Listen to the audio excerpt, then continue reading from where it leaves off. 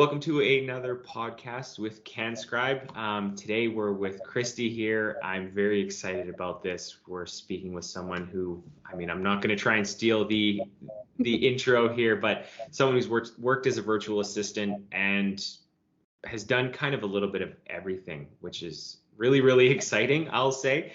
So I'll pass it off to you. Want to do a little intro for yourself?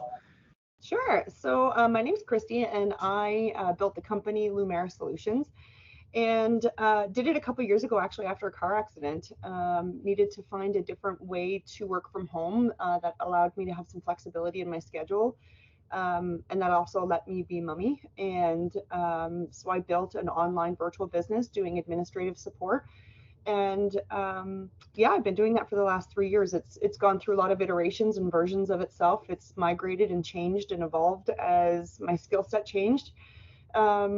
Yeah, so that's pretty much it. How did you even go about starting your own online business? Like what made you, you said the car crash, Yep. but Yeah. what was it? Like, how did you get that start?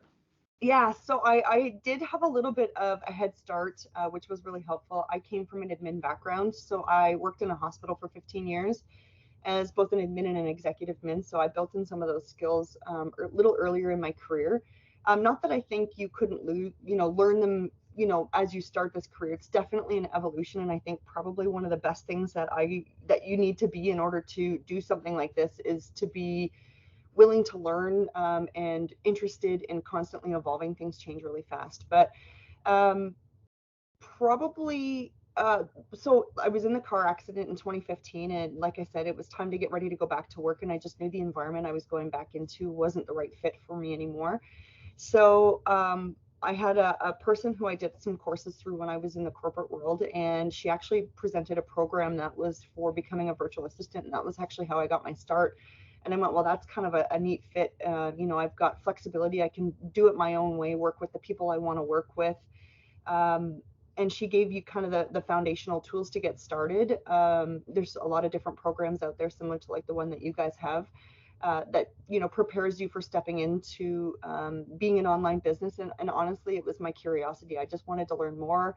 I look at what I didn't know when I started and what I do now, and it's a lifetime of knowledge that's happened in a couple of years, and I'm sure it'll be the same again in another few. But yeah, it's a lot of fun. If you're somebody who likes to constantly learn, it's definitely the right place for you to be, because there's always something new to learn, and always kind of another skill to work on and master. It's fun.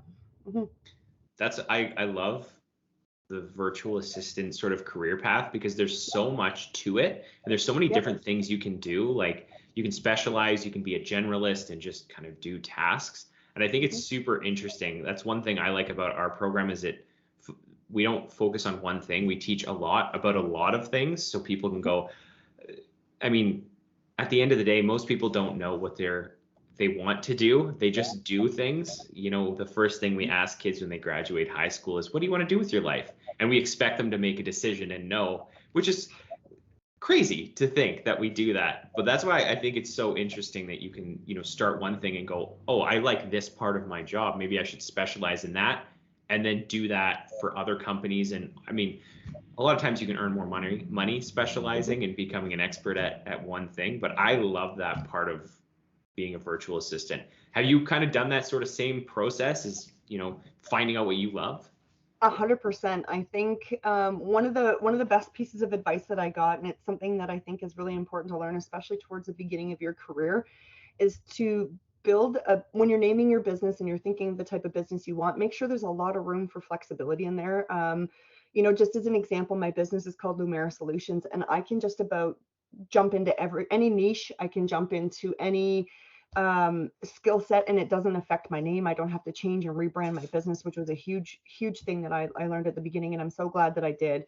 I think probably the biggest misconception a lot of people have when they start their VA business is that you got to specialize right away. You got to jump in and you got to find it because you're going to make more money. And I honestly think it's actually one of the biggest mistakes you can make.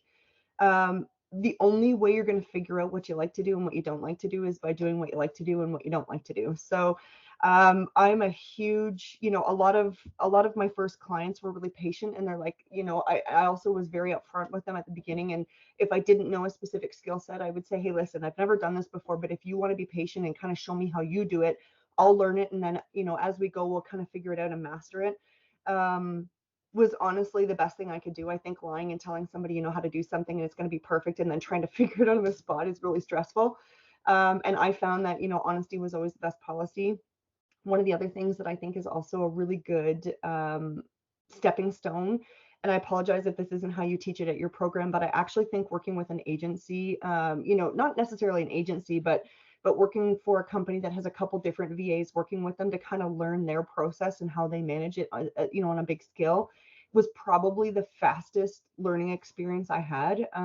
She was somebody who was the head of all the VAs, and she showed everybody how to do the different things. And it was a really great schooling on how to properly set up a blog post, how to build all the different things. And I learned really quickly that, something like building blog posts was boring for me and I didn't enjoy it, but I wouldn't have known unless I jumped in. But I can honestly say, for my own business, I have those skills now. I know how to do it. So when it's time for me to do them for my own business, I'm good to go. But it was just something I learned that wasn't necessarily the right fit for me. I really enjoyed being a tech specialist. That was probably my favorite, where I would go into different programs and help people set up a little bit more complicated programs, like client management systems and email marketing systems. And if you don't know what any of that is, it's okay, you'll get it. YouTube is your best friend, but at the end of the day, you only find these things out when you take on those projects, and you kind of navigate it. So luckily, anyone or most of the people listening to this who are in the virtual assistant program know about everything you're talking about, unless they're at the very beginning of the program. So you're covered that way. I don't disagree with you when you say that working at an agency is a really good thing, because you do get exposed to so many different things. Now, some people come out of the program or just go and say, you know what, I definitely want to do this. I want to manage social media, or I want to write because that's what I like doing. But the majority of people, that's not going to be the case. It's about that discovery. And I think you made a really good point. And I think there's this kind of trend I see, this culture where there's a culture shift, I guess, where people need to do what they love rather than make a ton of money. And I think that's so important. And it seems so difficult for people to accept, especially if they have a higher paying job. But if you hate your job, like, that sucks. Sure, you're earning money. You have the control to change that. And that's something that it's a learning curve, I think, especially when you've come from, potentially being an employee for somebody else. It's a very big mindset shift to all of a sudden saying, wait a minute, I actually don't have to deal with that person that treats me like garbage. I own this business. I can say, you know what? I'm sorry, but this isn't working out for me. And you go out and you find your people. You go out and you find the jobs that light you up like a Christmas tree. And it's totally okay that if in 6 months it's totally different than the jobs that lit you up today. I think that's the other part of it is I think it's definitely a job that I found that evolved a lot, and it's actually been something I really enjoy. And just as another caveat, I've taken my job from being a general VA, and it was because I wasn't sure where I wanted to tuck in. You're right. There's some people that are like, hey, listen, I just want to be, I want to do copywriting. I want to build courses. I want to help with client management systems. And quite honestly, I've done most of them, and you kind of find your happy place. But for me, because I've spent so much time building all these tools and working in all these tools as a tech specialist, I actually am doing a bit of consulting now, and I really enjoyed that too. So I go in, online businesses hire me to come in and help them set up processes and to figure out the right tools and solutions for them in their business. And so it's just kind of another offshoot of what started as a VA business that's just kind of evolved into many different versions. So it's fun. Yeah, that's awesome. And it's funny that you say you sort of shifted away from VA work, but as long as you're working from home, it's technically VA. It's such a wide name for everything, which is awesome. Virtual working, 100%. Yeah. I think I think kind of going back to doing what you love and kind of uncovering that, that's kind of the process we all find. And you kind of mentioned something too, something that you love now might not be what you love in a year or 6 months or a couple months. You might really go, you know what, this is tedious and I don't like to do this anymore. Yeah, And and then yeah, you can evolve, you can change. I apologize, I cut you off there, no, it's okay. but yeah, that honestly. So I should probably also mention too. I actually have attention deficit disorder. I have ADHD, and so it's honestly it's a really nice fit for me because I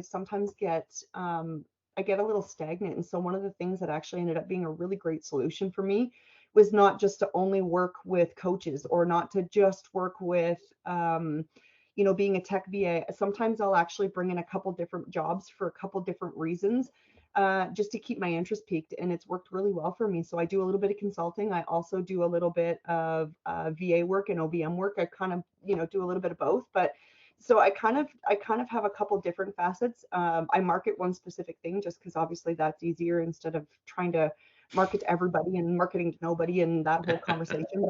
But it works really well for me that there's lots of variety. I can choose the kind of jobs that I want. If something comes up and it's interesting to me, I kind of fall down that rabbit hole for a couple months or sometimes a couple years. And that honestly is the best part of my job, that it's not set in stone. I can evolve it and adjust it and change it to make it match what really works for me. So And it feels like you've built yourself a career with flexibility. 100%, 100%. And I mean, it's like anything, I don't want to say that it's all, butterflies and rainbows and roses all the time. Sometimes it's really hard owning your own business. But for me, I think the control and the ability to, you know, like the client roster that I have right now is, some of the people that I spend the most time with next to my family. Like, I mean, they're my people. We would ride or die for each other. Like, I mean, if anything happened, if I could, I'd jump on a plane. And the best part is they don't have to be in your backyard. So I don't know if you know this, but I'm in Canada. Most people can hear it when I talk. I didn't realize that, but they can hear it when I talk. I've worked with clients in the UK. I've worked with clients all over the United States, and it's a lot of fun. You learn different cultures, you learn different businesses, different styles. But there's always going to be days where you're like, man, oh man, I just want somebody to tell me what to do for a change. Because sometimes owning a business, it's a lot, but setting up friends and buddies that are also in the virtual world is a great idea to help you have somebody to connect with and have conversations with that understand what it's like to own their own business. Yeah, they're all good things that I would definitely or highly recommend to people. So There's two things I really want to unpack from that, so I got to try and remember both. But the first one is, and I think a lot of people don't know this, especially when you were working as a contractor, is you sometimes have to fire your clients. yes. Everyone wants to say, they graduate or they start getting into this career path, and then they say, okay, I just need to find any work and I need to do that work. It doesn't matter the company. I get that money can be tight sometimes, and so sometimes you do have to do that, but you want to work with people who are like you. That's why, like, when you're working for a company, you'll have employees you naturally gravitate to and ones that you naturally gravitate away from. And so 100%. you have to do that same sort of thing when you're working with clients, because if you don't like the company, or you don't, maybe you like the people, but you're not bought into what they're doing, you're going to have a really hard time working for them. And so the money might be great, but you might just be back to where you were when you started, hating your job. It's, you know what, firing the first person. So quite honestly, and I don't always think of it as firing it, but sometimes it's just deciding it's not the right fit. Firing feels so aggressive, but the first person I did, I fired them, and I fired them so hard, and I probably waited like way too long. So I think probably one of the biggest pieces of advice that I can give you is to trust your gut when you're having a conversation with somebody. A lot of the times, if you're getting a bit of an inkling that, and you're right. I mean, to the point that you said, money is money, but you get to the point in your career when you're doing this virtually that you're like, you know what, I would rather make a little bit less and actually love what I'm doing than working with people that talk down to you, that don't treat you as a part of their community and their team. Because we deserve better than that. It's sometimes there's that hierarchy where they're like, no, I'm the boss and you work for me. And it's like, no, no, no, I'm a contractor. I work with you. I don't work for you. There's some really big lines in the sand that take you some time to learn. But firing that first client, it's going to happen. I promise you, it's going to happen, and it sucks, and it's going to be a rough couple days. But as soon as you do it, it's like the entire weight's been lifted off your shoulders. So the best advice I could give you is to send it in writing first, and then have a conversation after, so that it's just easier. Everybody's prepared for the conversation.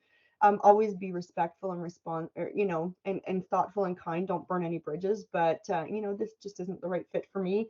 Or our project's coming to an end, and I just, however, whatever that looks like. But yeah, yeah. Um, I feel like a bobblehead right now. I'm just sitting there going, Yep. yep. I agree with everything you're saying.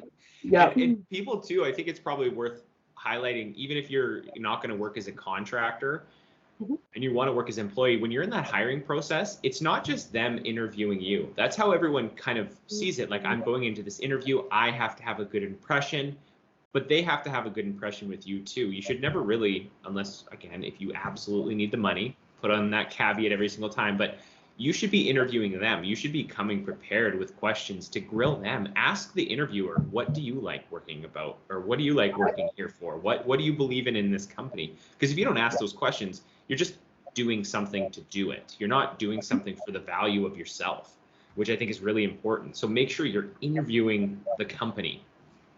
And that's it's a really big mindset, because it feels like you could walk into it feeling like it's a job interview for you, but it very much is a two-way street, because now you get to decide, does this person even feel like a good fit for me?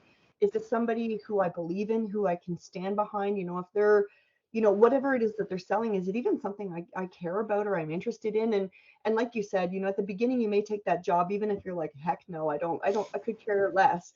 You learn that along the way. But the more interested and invested you are in something when it comes to working with their clients. So as an example, two of the clients that I work with are mindset and leadership coaches for high level executives, and their job is to basically go in and there's all this fad stuff going around, like with Mel Robbins and her high five program. It's very much that mindset. It's talking about being good leaders, and being the people that your team wants to follow, and being, somebody who, people don't want to change companies because they can't imagine not working for that person. Those are the type of people that I am totally inspired by, and that I just want to work with.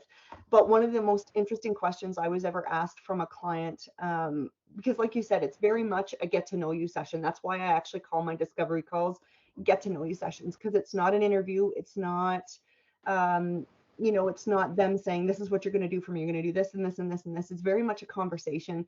And one of the things that, one of my favorite questions that one of my clients asked me, is when we were in that, she's like, okay, so I've told you my entire life story. You've told me your entire life story.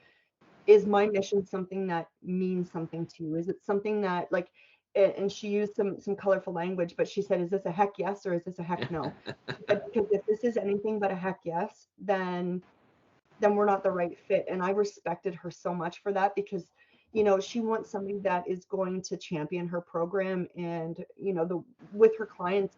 And I am the same. Like, she stands up and advocates for my business, for she goes onto social media and she champions my program and what I do with my clients and how I work with her. And I think having that buy-in from both sides, and just, again, being a team instead of an employee and a boss, it's just, it's a game changer.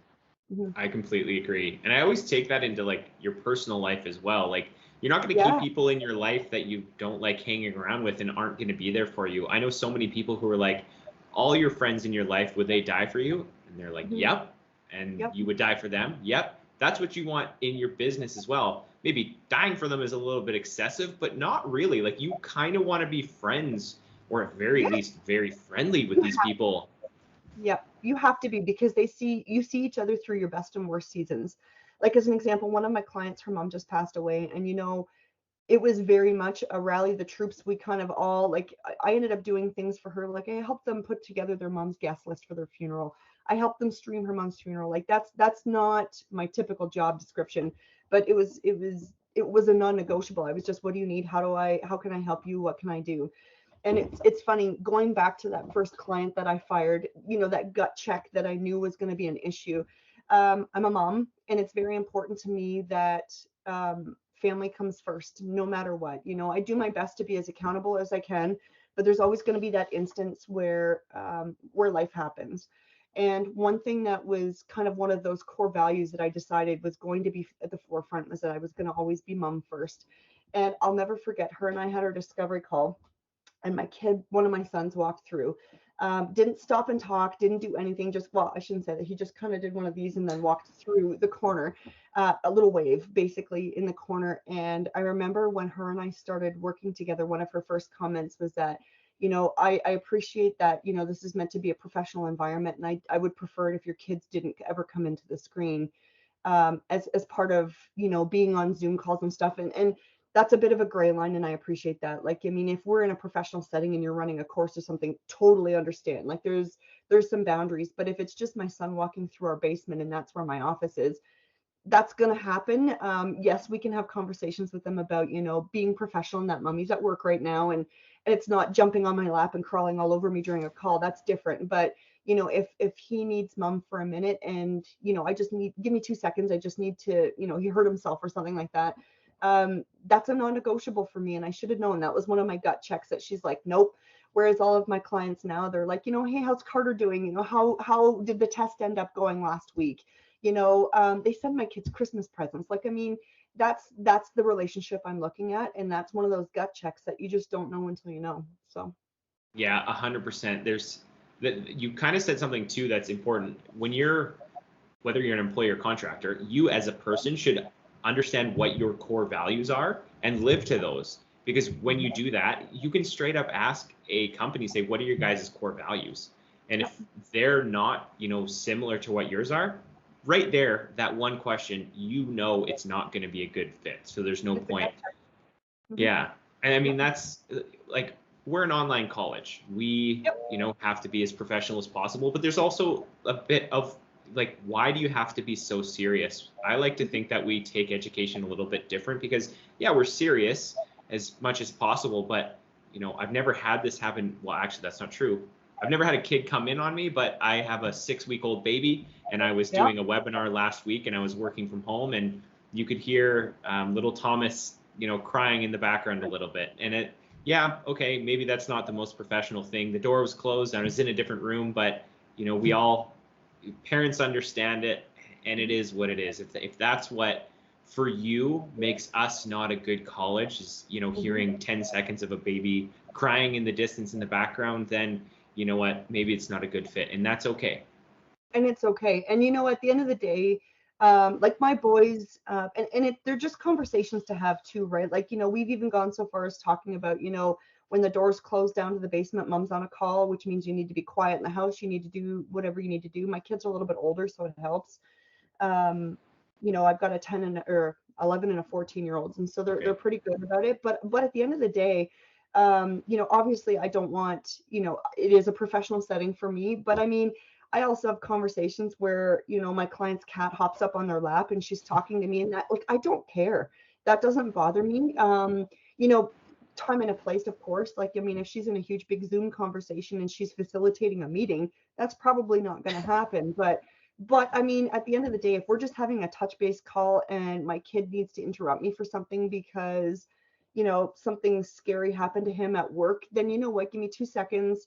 And my clients are great. She's like, fine, I got to go to the washroom anyways. Like but again, that's not for everybody, and you're not going to always find those relationships. But I think it's really important for you to know your core values and what's important to you, whether that's one way or the other, is just helpful. Yeah, maybe you are that professional person listening to this, and I want it to be, black and white, and here's the things. If those are your core values, great. Find companies that work with you in that way, and they want that, more, I'll say, military style, workflow. Great. That's who you are. Do it, and do it well, because that will bring you both joy and money at the end of the day. Yeah, and I think, I mean, conversations of expectations at the beginning of your time together, and we do that right at the discovery call or the get to know you call. We do a lot of talking more about just what our style of working is. It's important to me as a mom, ideally and most commonly, and I appreciate that you also are educating people who work in corporate offices, and it's a little bit different, but But for me, as long as I get the work done, my clients don't care how and in what capacity, as long as, by the time we meet the next time, that we've followed through on the things that we said we were going to. If that means that I'm building something at 9 o'clock at night, which I don't do very often, but if I've had a day, say I've got one of my guys is homesick, or I had to go out for an appointment, or, whatever the case is, hockey tournament, whatever. My clients are great. I just make sure that I've adjusted my week to match whatever that looks like. Maybe I work a little bit more on Thursday, so I have Friday off, or whatever that looks like. And that's okay with my clients. But there is some people out there, they're like, no, I want you in the office Monday to Friday from 9 to 5. And that's fine. But the expectations need to be out there when you start that, so that, you both have the same idea of what, how things are going to go, and what your expectations are of each other. It's really important. Yeah, absolutely. And we're starting to get back to the other point I really wanted to talk about. We've talked about all of the amazing things about working from home and being a virtual assistant. Now I want to talk about some of I'll call them the realities of it as well. And you started talking about it earlier. If you're going from being an employee to owning your own virtual assistant business, there's a lot to unpack there. There's a lot of work. You might have the stress of working with terrible people might be gone, but now you're going to have the stress of running a business. There's a lot to do there. You're now in charge of the marketing, the accounting, taxes, billing, invoicing, all that sort of stuff. Yeah. How was that for you to go from, basically employee to owning your own business? Quite honestly, it's a little overwhelming, especially at the beginning. And I think it's one of those things where you do get into a little bit of a better rhythm. Sometimes you figure it out, sometimes you don't. I think one of the most important things is to try to. One of the biggest downsides for me is that I'm by myself all the time. That was a really big change for me. I'm a social person. And I worked in a hospital environment where I always had people around me. And so that was a really big change for me, was to be by myself. So one of the things that I did fairly early on was I found an accountability friend, and we would just touch in once or twice a week just to have a conversation, because it is a lot. And owning your own business, when it comes to the financials, probably some of the best advice that I could get you, or that I could give you, would be to bring on some support early on. And that, I think that's one of those guys where I would definitely spend the money earlier on to bring in a bookkeeper and potentially an accountant into your business. You can totally do it on your own. It's one of those conversations, and you'll have a lot of these. Is that worth my time? And is that worth all of the trying and patience that goes along with doing that? If that's your thing, if you like numbers and you like doing it, then all the power to you. Just make sure you've talked to an accountant. And I know my accountant did it for free. I don't know if that's the norm or not, but literally had a conversation with them and said, hey, I'm starting a business. What do I need to know? What do I need to have? What do I need to collect? What do I need to, whatever, be able to present if need be, which was really helpful. But for me, that was definitely the first thing that I offboarded on to somebody else. That was well worth it for me, because I don't like the numbers part of it. It's very stressful for me. And so just to have somebody else take that over was a really smart investment for me, just energy wise, and also for just to free me up to do what it is that I need to do. I've gone through phases where I've had somebody help me with social media and not helping me with social media, because marketing is another really big chunk.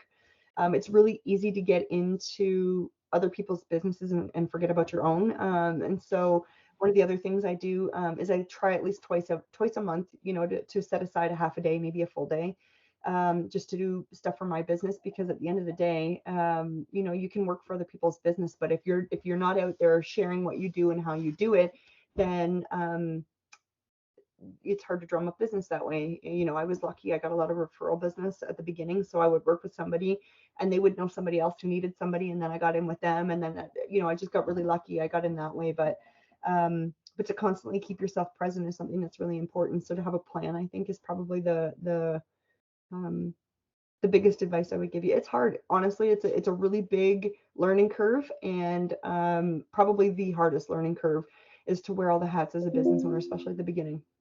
I always say that the hard work up front will pay dividends down the road. And that seems to be the truth with almost everything, but especially so when you're jumping into something like this.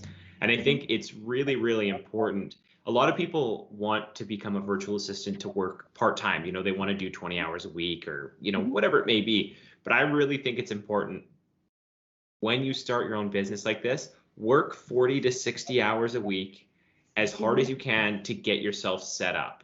And Mhm. then once you've kind of got everything dialed in, then Mhm. start, reducing the amount of hours you have. Because, if you want to work 20 hours a week, it's obviously not about the money for you, it's more about the flexibility. But putting in that work up front, that puts you, if you work 40 hours a week for a month, you're twice as far ahead as you were if you Mhm. work 20 hours a week. That's a lot. To Sure. be twice as far ahead as you could be. That's Yep. a lot of work. And so I always think it's important for people to put in that elbow grease up front, the sweat equity, if you will, Mhm. and put yourself in a better position at the end of the day. That's Sure. all you're going to be doing.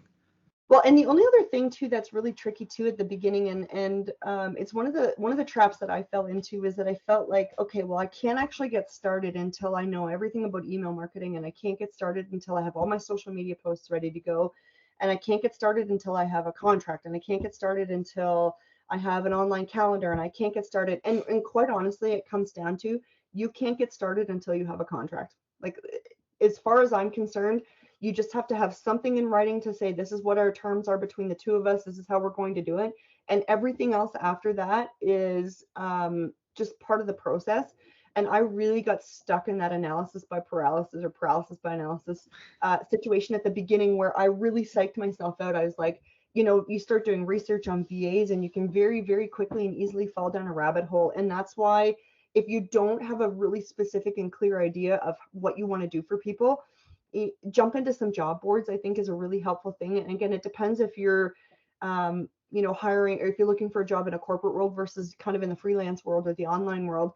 In the online world, there's lots of really great VA associations that you can join that have job postings. Like, I think, I don't excuse me, I don't know if you guys do that with your program there as well, but I think that that was one of the best places that I could jump into. And you don't have to have every single skill that is on a job posting. That's something that, apply for everything. Even if you're not qualified, apply for it anyways, because at the end of the day, you're going to have a conversation with them. That's when you get honest and say, hey, listen, I've got experience in these three, but I don't in this last two. Is that a deal breaker? Are you willing to, spend some time, or let me spend some time getting to know it? That may have to be on your own time, but um, that's like, yeah, I spent so much time at the beginning making all these social media posts and sending all these newsletters out. And I'm like, well, there's nobody to send anything to, and I'm not actually moving the needle forward. Maybe I should just jump in and um, actually just start looking for some work out there. And I think that's one of the biggest issues a lot of people jumping into the VA world have is, okay, I've got all these things, but now how do I actually work with people? And I don't know if you teach that in your program, but the biggest piece of advice I can get, or I can give to you, is to hop into some Facebook groups for, if you want to work with online business owners, then hop into some online business owner groups. Hop into, like, I don't know, are you guys based in the States? No, we're in Canada. We're Oh, you're in actually, Canada. yeah, we're in Kelowna, BC.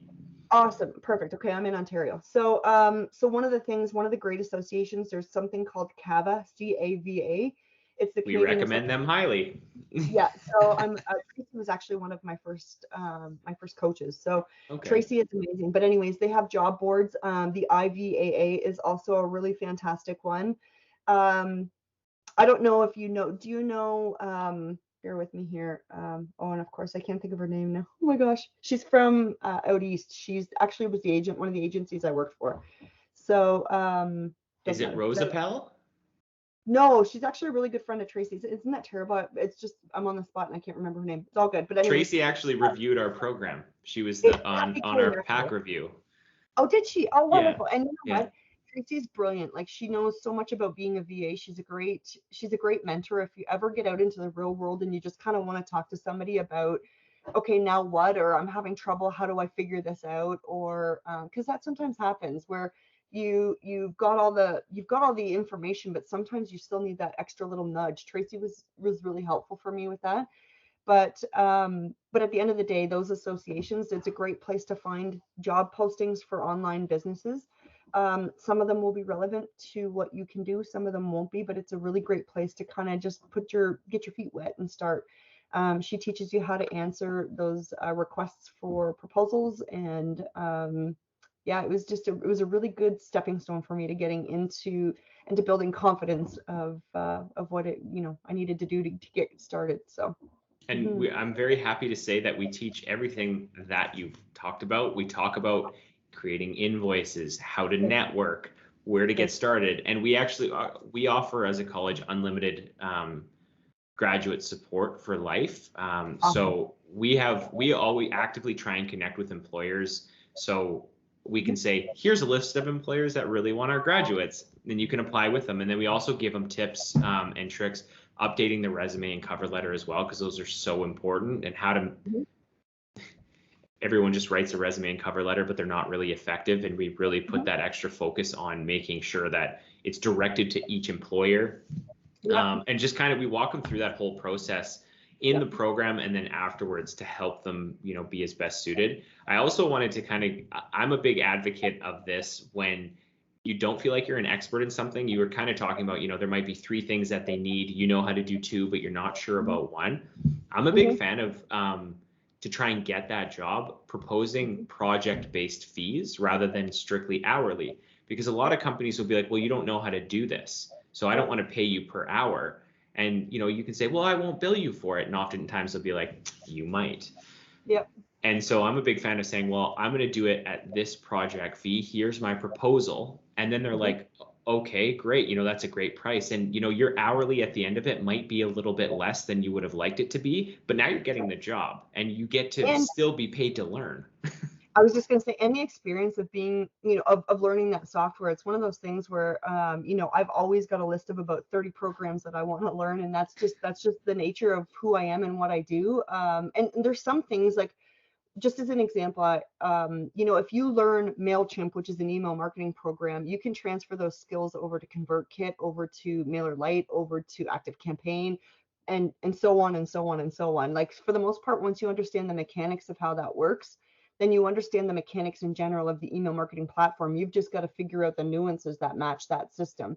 So a lot of the times, if that's an instance where it's like, hey, do looking for somebody who knows how to use ActiveCampaign, well, you can say, you know what, I don't know ActiveCampaign. Like when you send the proposal back to them, you could say, I know this program and I know this program, but I don't have specifically ActiveCampaign, but I've used MailChimp and, ConvertKit, so I understand how it all works. I just don't know specifically that program.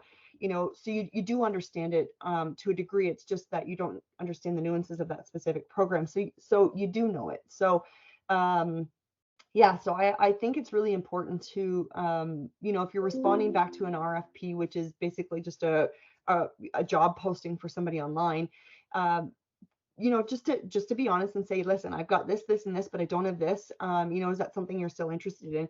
Because 9 times out of 10, nobody's going to have every single thing they're looking for. It's kind of a wish list. And so what ends up happening is people don't apply for it because they don't think they meet the standards. And then the person who's put the job post in is frustrated, but you're the one person that they're like, hey, listen, this person was great. They told me what they can do. They told me what they don't have. And I've got the capacity to show them how to do that other thing. Let's book them, So I think that's really important too. I got tied up in that at the beginning too, that it was like, I don't have everything, so I'm not qualified, um, but I was. That So might be my favorite hiring tip that you just gave. Apply and prove it, essentially, if I can try and shrink down what you just said. yeah, Because like oftentimes, like when I put a job posting up and I'm trying to hire someone, I get 1,000 resumes. yep, And I'm like, I try and go through all of them, but you really quickly start judging them really fast. And so sure, if you put in the effort up front, even if you don't have the experience, I yep, guarantee I will give you a look. And yeah, most employers are like that. Like they might, say you're looking for someone to do sales for you, let's just say. yep, mhm, And you might see someone has, maybe 6 months of sales experience versus someone who's got 10 years of sales experience. But that person with 6 months, if they're the one who writes the custom cover letter, adapts their resume to the person, maybe includes their salary expectations and mhm, asks and provides everything that the employer is asking for, they'll get a mhm, look. People will sure, look at them and say, let's see what this person can do. And oftentimes you'll be given that opportunity because so many people are just putting stuff out there, even like proposals. Like you'll see hundreds of proposals when you are looking for a proposal, and yep, you go to look and you go, this this doesn't even have my company logo on it. This has another company's logo on it. Like that happens all the time. And so when you customize it, it takes an extra 5 to 10 minutes, Yep. maybe. And that will take you so far, even if you have no experience. And I 100% buy into that. And it was actually another piece of advice that I got. Like I said, there's lots of different associations and different companies out there, like Facebook groups for VAs and stuff. And I remember another really great piece of advice that I got was to take a look at the job description. And if you really want to stand out, so as an example, say the job description was to help with social media and some marketing and stuff like that. You know what? Send a proposal. Make sure there's something in there that refers back to the actual posting or whatever it is. Like use their language, use the Right. conversation, refer back to a specific thing that they asked for. And if you really want to knock it out of the park, spend 15 minutes in Canva and create 5 social media posts that you can show them. And they're going to be like, okay, wait a minute. Not only did they apply for this job, they read everything clearly and they gave me an example. And right there, it's the difference of, like you said, 5, maybe 10 minutes that automatically puts you into the top 5% of the categories, unless your stuff isn't what they're looking for, which also happens. But right out of the gates, you've already impressed them, because not only did you just apply for it, but you've also you've given them some free work, really, is what you've done. And literally it took you 5-10 minutes, maybe even if it took you 20 minutes. At the end of the day, like if this is a 30-hour a month job, that 10 minutes is nothing compared to the payout that you could potentially get from that. So I convert really high on a lot of my proposals, and it's because I take that extra step to give them some type of a deliverable with it. Now, I'm not saying go out and spend 60 minutes or 5 hours on something. Don't do that, but show that you paid attention. A lot of the times too, you'll notice that a lot of the postings, especially for VAs, have little tricks in them that they're meant to tie people up to see how much they're paying attention. So, in the subject line or somewhere in the actual resume or posting, it'll say something like, make sure you respond back with the words, cat potato head or something stupid like that, just to see if you're paying attention. And you'd be amazed how many people miss that, and they're just disqualified right out of the gates because they've missed an attention to detail grabber that they're looking for. So just make sure, if you're going to do things, if you're going to post on things and submit resumes or anything, that you just pay really close attention to it. You've kind of checked all the boxes. So And if you're looking for new clients or, a new job too, if you don't mhm, currently have any work, what are you mhm, doing every day? Like if you're willing to work 20 hours a week or 40 hours a week, whatever it may be, and you're not mhm, currently working, that means you have 40 hours a week to apply. yeah, That's something that blows my mind is people are like, yeah, I spent 30 minutes yesterday trying to apply. It's like, but you literally don't have a job. If you yeah, made applying for a job or trying to get contracts your full-time job, you'll get them. That's a yep. fact. And quite honestly, I think I actually got the most traction. So I joined a couple associations. I think the IVAA is a really great one. I think it's awesome. And it's affiliated, or used to be affiliated, actually, with Tracy. Tracy knew the people that did them all. And Kava. I think Kava is also a really great one. I'm a member in Kava. But the other place that I actually found is there was a couple software programs that I really like. And again, I'm a tech, would have been considered a tech VA, so this is a little bit different. But there's one CRM that I actually learned to specialize in, and I really enjoyed spending a lot of time in there. I don't know if you talk about them in there, but it's Dubsado. I really like Dubsado. I'm a Okay. Dubsado special user, or not special user, but I'm a setup specialist for them. And so actually, where I generated a lot of business from was just going in and answering people's how-to questions in the platform. So there's a Facebook group in there, and they would go in and say, okay, well, how can I make this and this happen at the same time? And I would just go in and answer, maybe 5 or 10 sentences on how I would do it in a step-by-step guide. And they'd be like, oh my gosh, this is great. Can I call you? And I'd be like, sure. And then all of a sudden I'd have a job, and so it was just not being pushy and salesy. That's probably the biggest or the biggest red flag I get with a lot of VAs, is they try to be really pushy, and they're like, oh, well, if you purchase my services, I'll tell you the answer. No, don't do that. Offer support, offer suggestions, and knowing that it may not turn into anything, but it could turn into something. So that was a huge place for me to find clients, was to just go in and offer support for things that they were struggling with. And if you have any other questions, don't hesitate to reach out to me, or send me a message or whatever. And sometimes that would turn into a client that I would have for years. So yeah. That's awesome. I'll call the podcast there. I want to thank you very much for coming. If you're listening to this, you have so many tips to learn and implement. I think that was awesome. Thank you very much for coming. Thank you for having me. It was fun.